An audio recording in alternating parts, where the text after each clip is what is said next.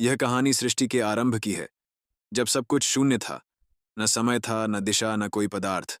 केवल एक अदृश्य ऊर्जा का महासागर था, जिसे प्रधान कहा गया। उस समय तीन गुण, सत्व पवित्रता, रजस उत्तेजना और तमस अंधकार, संतुलन में थे।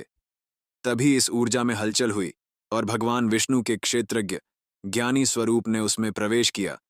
इस अद्भुत घटना से महत्त्व का जन्म हुआ, जो सृष्टि की पहली अनुभूति थी। महत्त्व अपने आप में विशाल था, परंतु प्रधान ने इसे अपनी शक्ति से आवृत कर लिया।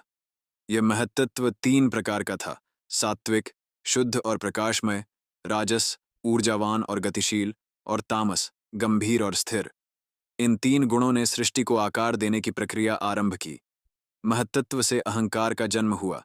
यह अहंकार तीन रूपों में प्रकट हुआ: सात्विक अहंकार, वैकारिक, जो शुद्ध और रचनात्मक था; राजस अहंकार, तेजस, जो ऊर्जा और गति से भरा था; और तामस अहंकार, भूतादि, जो स्थूल और भौतिक था। तामस अहंकार ने सबसे पहले अपने भीतर परिवर्तन किया और शब्द तन्मात्रा को जन्म दिया। यह ध्वनि का मूल तत्व था। इससे आकाश बना, जिसका गुण शब्द है। आकाश के विस्तार के बाद उसमें एक और हलचल हुई और इससे स्पर्श तन्मात्रा उत्पन्न हुई। यह स्पर्श का मूल तत्व था। स्पर्श तन्मात्रा ने वायु को जन्म दिया, जिसका गुण स्पर्श था। अब वायु ने अपने भीतर और बदलाव किया और रूप तन्मात्रा को जन्म दिया। इससे तेज, अग्नि की उत्पत्ति हुई, जिसका गुण रूप है। तेज ने अपना रूप बदलकर रस तन्मात्रा बनाई, जिससे जल प्रकट हुआ। जल का गुण रस, स्वाद है। अंततः जल ने गंध तन्मात्रा को जन्म दिया। इससे पृथ्वी बनी, जिसका गुण गंध है। इस प्रकार पंचमहाभूत, आकाश, वायु, अग्नि, जल और पृथ्वी की रचना हुई।